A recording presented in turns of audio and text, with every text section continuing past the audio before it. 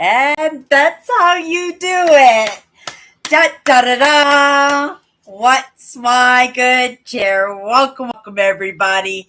I was doing that little bit of stalling before I was hitting that live button, and in a blank spot in my mind, I took that opportunity to hit the button, and here we are. If you've never met me before, I'm Cindy. I explore the inside and the outside, and we are going to give YouTube a couple of minutes to get those notifications out. Grateful that I have an audience that appreciates, this babbling, this little bit of I don't know what it is. I've always been a bit of a communicator in my life. I don't know where I picked it up, but I always felt that it was important for me to find my voice, to be seen and to be heard. And believe me, I didn't want to be seen. I didn't want to be heard. I was that obese kid in the school system in the 70s. And, nowadays it's a little bit of the norm for the kids to be on the heavier sides. It's the way society eats, all those zero processed foods out there. It's those busy lives that used to oversee our movements on a day to day as kids, but now we find, the mothers are taking care of the kids on their own and putting a roof over their heads. And I get it, and like I said, when I grew up in the 70s, that wasn't the norm. But in my household, it was. My mother worked hospitals. She worked the housekeeping in hospitals all her life. It served her well. She had a pretty wicked pension when she retired, when she was actually put on her disability at just after 40 years old. And, right up until she passed away, she was on that pension. The hospital took very, very good, good care of her, right? But I was just going to say, my mother, she worked those hospitals for all those years, and it served her very well in the end. For myself, I never went down any of those paths. I never felt that I was much that I had much to contribute, though I tried, right? Because in my own mind, I thought I was something special. Maybe it was in that idea of what my father and my grandmother who used to say, Cindy, it's what's in the inside that counts, not the outside. But everything on the outside was reflecting something else. And being that highly sensitive, it did impact me. It did slow my movement. It did actually probably put quite a halt in being able to wake up to some of these ideas a lot sooner than I did. I was well into my 50s before I woke up to any of these ideas, any of these passions that were just kind of underneath the surface. But because I didn't think I was smart enough, right? I didn't delve into subjects. I didn't let my imagination and my curiosity and my creativity sweep me off my feet and take me in those directions that I would have loved to have gone down.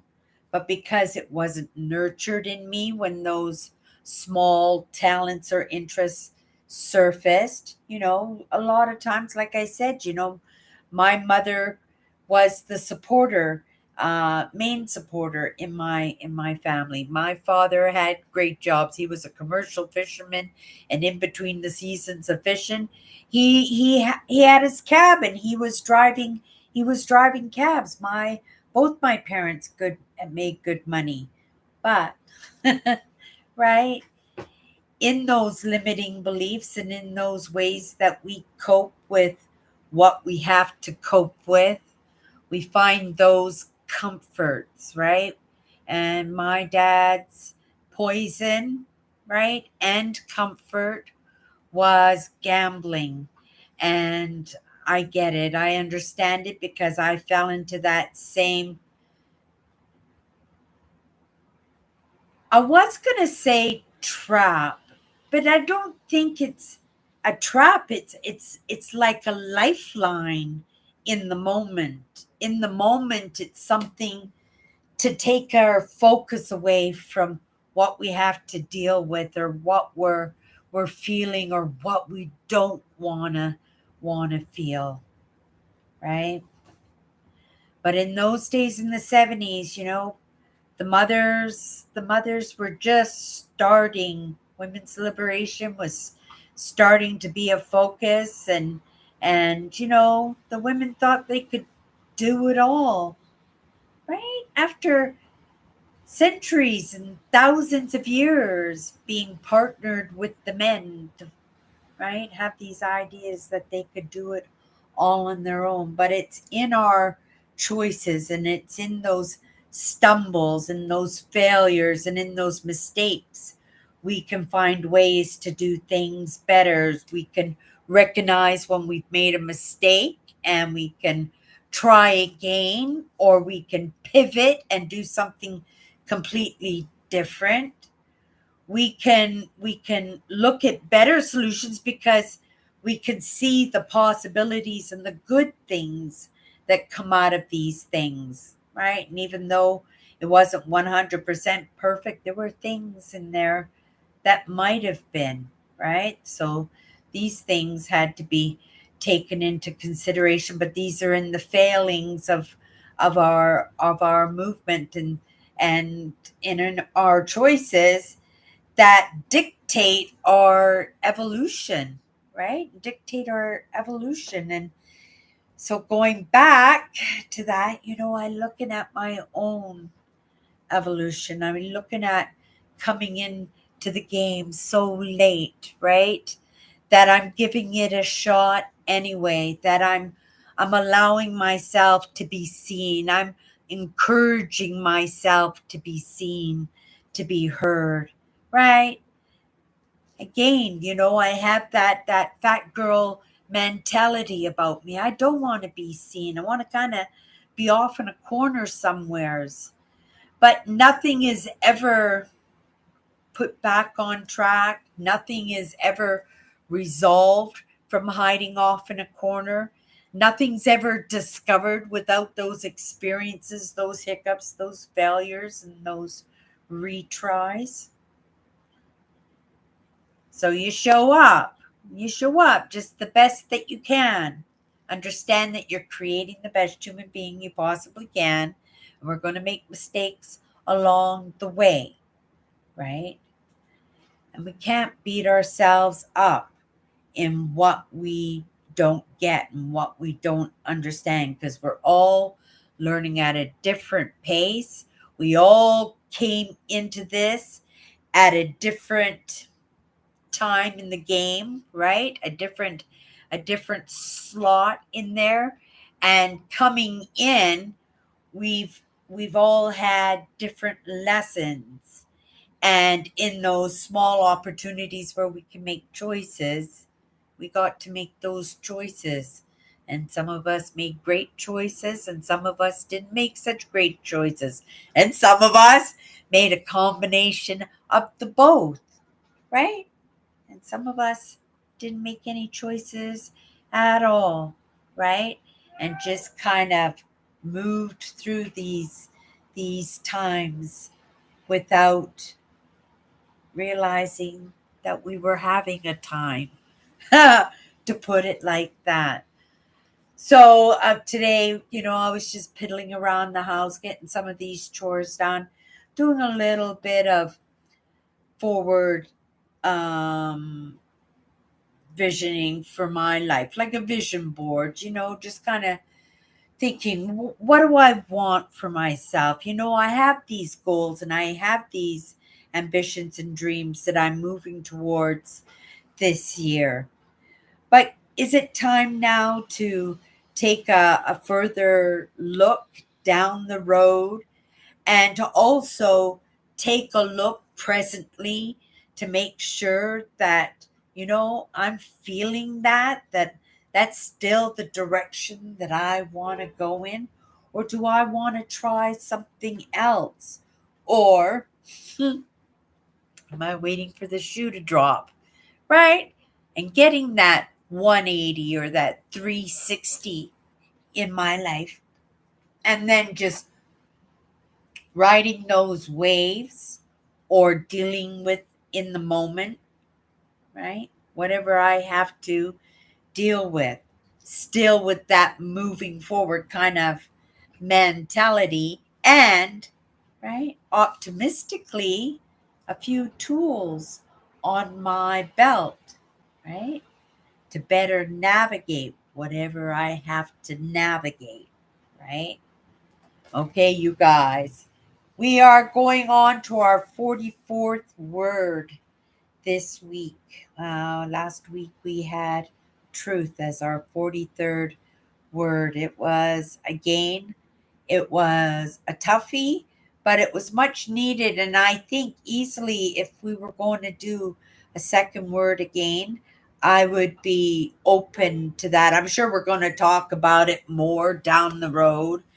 But, if we had an opportunity to pick another word for a second time, I think that would have been a good word, because there's a lot of content there in truth that could help each and every single one of us on this planet to make a little bit of movement, right? Understanding it takes all kinds to make the world, but there are some words you just can't deny, right? And the truth is a fact, is an evidence, is a no-brainer, right? And the truth is just, it just can't be for one, right? If it affects the whole, it can't just be for one. It has to be for the whole, right? So it was a big word last week. And this week, well, let's just get into it for a few minutes. Tonight, it's on Mondays, it's always the first perspective that I have on the word that we pick up. This page is full of words, but they're full of words that we've already done already. So if we hit a word that we've done already, we're just going to go for the word that's next up. And that will be our 44th word. And we'll do first perspectives tonight. Tomorrow, I'll probably do a little bit of Googling, right? Even if it's an obvious word that we should all know something about. I tell you, Wikipedia and Google, right?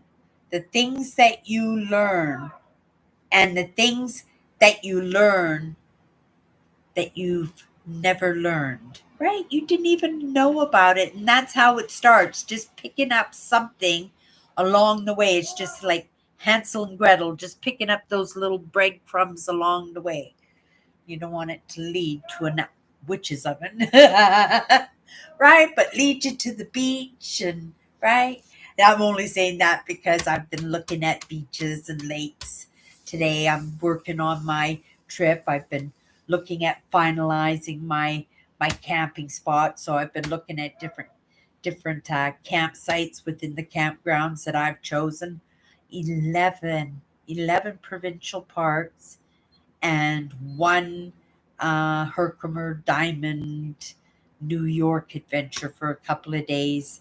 So that makes 12 different spots in 14 days. That's a lot of driving. I said last year I really would like to stay in a couple of those spots for a couple of days and really appreciate the parks that I'm going into, but I'll make sure that I get up early and go for those morning walks before I jump back in the car. And I know too, I'll be stopping along the road. It's a rock hounding and crystal hounding trip. So I'll be stopping constantly, and you can imagine how beautiful it's going to be up there. I'm going to be wanting to right? Stop off at lakes and stuff and stretch my legs and take photos. And yeah, it's going to be fun. I've already been in it today, but that's my fuel. That's the coal now that's going to get me through the busy summer, a summer that's already moving and starting and hiccuping and kind of falling out from underneath my feet a little bit. And so I need to be able to delve in every night and get this trip as magnificently itineraried as I possibly can, because that's enjoyable, that planning, right? In the very end, something might happen. It might not even happen. But the more I dig into it, the more it will be realized. And I am a master manifester when it comes to these September trips. Every year it just gets better and better. I'm sitting here hitting my notebook, but these are just notes that I make along the way. But when I look down at my notebook, it was a note that I made today of a really great quote that made a little bit of movement for me. I got introduced to a new thought leader today. His name was Rick Rubin, and I'd never got into any of his content before. Though his face did look familiar. Again, things come across our paths, and sometimes it's just right. It just gets us in that patterning of coming across our paths consistently. And I'm sure his content has come across my path, but right, whether or not I hit that button and go to see what he's got to say, I can miss out on so many amazing things. And I could have easily missed out, because this quote came at a time when I was actually in that thought, right? In one of my limiting beliefs that is a little bit of a hiccup, a little bit of a wrench in my engine. He said, the best work divides the audience, right? I am a bit of a people pleaser, and I always have, and it's a hyper vigilant kind of safety thing that I picked up along the way. It comes from childhood trauma, and some of you might relate to that.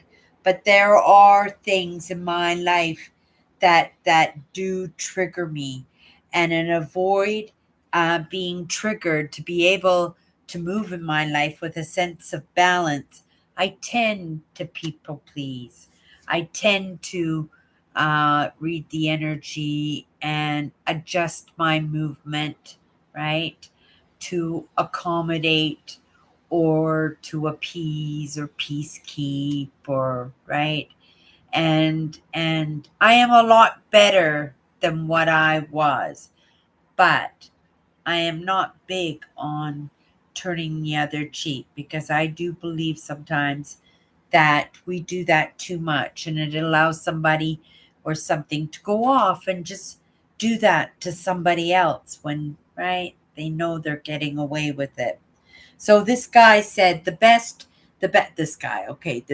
this gentleman, Rick Rubin, said the best work divides the audience. And it's something that I am struggling with right now, in that idea of, being seen and being heard, and knowing that, some of these conversations that I know I should be having, but it's a matter of being creative and being genuine in how I put it out there. And I tend to dance around subjects to introduce, not to rock the boat, not to cause the waves and stuff. And it's part of my nature, right? It's that baby feeding the subject, to it's the baby steps. And I believe in it. It works for us because we're highly sensitive and because we're empaths. We can't jump into things like a lot of people do, like most people do, right?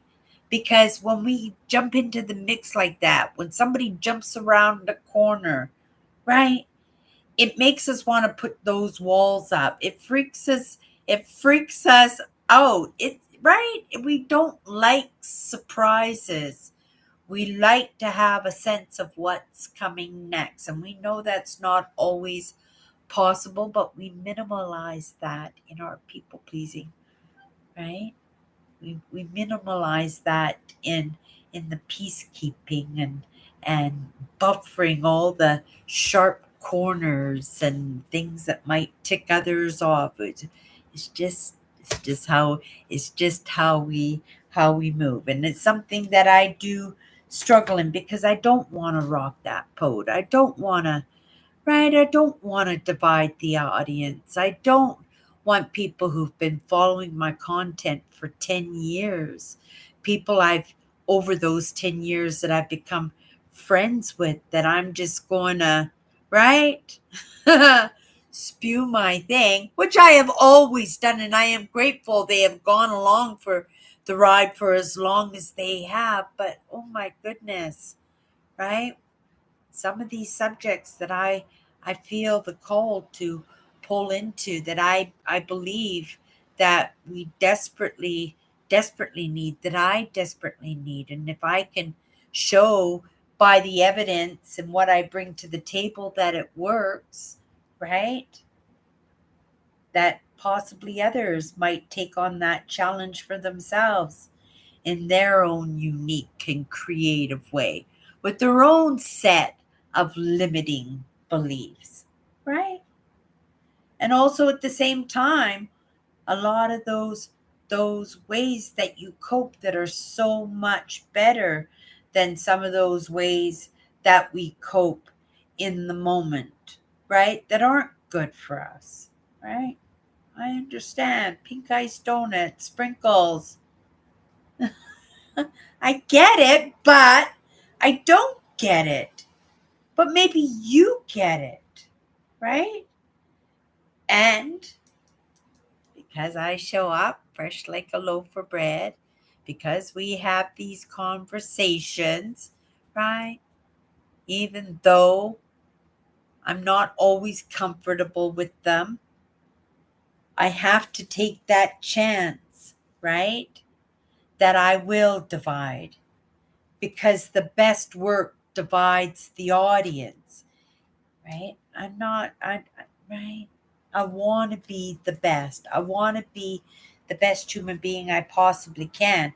But being the best human being I possibly can means that I have to help others be the best human beings that they possibly can. That they possibly can. Understanding. It takes all kinds to make the world. Have we even picked a word yet? Oh my goodness. Couple of minutes. First perspective, and then we'll call it a day, and then we'll come back tomorrow and we'll carry on. Here we go.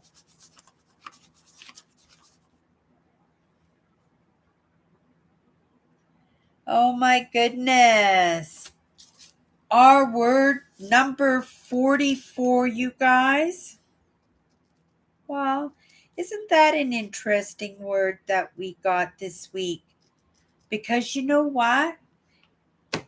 We are tackling something that, right, I was just saying that, that dancing around the subjects, finding my footing, and finding my well, I know my voice is there, but it's that idea of being seen and being heard, and what Rick Rubin said about the best work divides the audience, and not wanting to rock the boat or cause the waves or divide the audience or lose people who've been with me for so long, right? Our 44th word, influence. And that's what I'm having a problem in coming to the table with, is in that influence of my own beliefs, right? Knowing that I have to be seen, that I have to be heard, that I have to possibly divide the audience, that I might have to get out of my comfort zone, right? Do what right? Everybody would love to be laying on the beach and drinking pina coladas, right? But that story isn't for everybody. And yeah, right. And if I had my choice, I would be walking in a forest and not laying on a beach. To each one of us, right? It takes all kinds to make the world. And that's why my movement, it's going to look different than your movement. It's why I say it takes all kinds to make the world, because you can't, right? You can keep me company. You can appreciate by putting yourself in my shoes or living vicariously through my experience, get a kind of a feel, right? But that still would be my experience. You have to be able to just pick up those lessons and those tools and then just apply them, right? For the person that you want to create, right? In the direction that you'd like to go to or go in, right? And I am going to be making that movement, right? And it's important for me to be the evidence, right? And what kind of evidence would I be if I was just dancing around subjects, just expecting people to get what I'm trying to be putting across out there, right? Because that's not serving me, and that's definitely not serving anybody else. It's tied up with my influence. It's what I'm supposed to be getting out there, right? As my truth, right? In that influence, people have to recognize the evidence. That's what influence is. Influence is being able to bring a truth. Oh my goodness, we had that last week, right?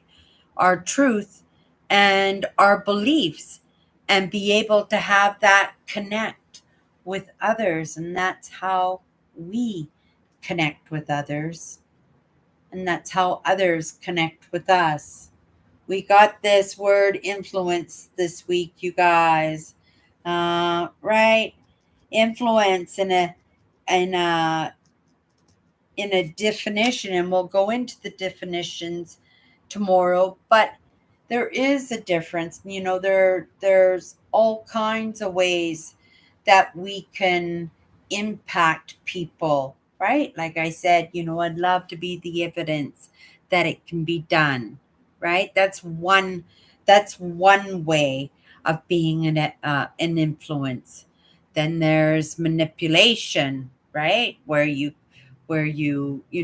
do this or else, right? And you can fill in the blanks however you like. But there's those coercive ways too, where people get sneakity and make it to the point where you're making that choice, but they just put options there for you. And being the humans and the highly sensitives and the empaths we are, because we're non-confrontational, we don't like to rock the boat, right? We'll take the easiest way for everybody. We'll take the route that is less likely to rock the boat, right? To divide, right? Like Rick Rubin said. I'll remember his name. It'll only take me a couple of days and I'll remember his name. I'm always excited when new creators, I don't really search out the new creators, but I do appreciate when I am introduced to them, and they do come across my path on occasion, and I'm pleasantly surprised in the conversations, right, that I get to sit in on. And not only that, like, these are really, really smart people who are the experts in their fields. And if they get it wrong, those conversations and the way their brains work and they're analyzing and stuff, right? I'm not a brainiac, but sometimes in the way that we kind of work things through in our brains, understanding it's just all like this. And it's just a matter of separating all those wires. I can appreciate the discussions, and if we're willing, and if we're paying attention, we're able to quite often find solutions, and we can find opportunities to unwind some of those knots that possibly we've had our entire lives. 100%. Okay, you guys, we got this word influence, word number 44. We'll tackle it tomorrow, looking at it in a different perspective. That was just my first perspective today, just kind of looking at this word influence. And there are different ways that we impact, and we make movement, right? And it's called many things because it is the same lesson, but in different variances of traditions, cultures, religious ideas, political ideas, right? Those networks, and it is, and that's the wire untangling, right? That's untangling of the wire, because our beliefs impact our movement and our choices. 100%. Okay, you guys, that's it for tonight. We'll be back tomorrow. Day off number one, right? For the books, little house projects, a little bit on my trip in September, a little bit in the way of taking in a few conversations, meeting some new characters, some new experts in their field. Rick Rubin, I'm not quite sure what he did for a living. He looked like a throwback from the 60s, but I don't want to be what do you call that, stereotyping anyone just because they have long hair, right? But yeah, I need to check out a few more of his ideas before I hit that subscribe button. Yeah, right? We just don't want that information flying at us from right and left, because, right, we're untangling wires. We're not adding more wires to the mess. Okay, you guys, that's my good cheer. See you tomorrow.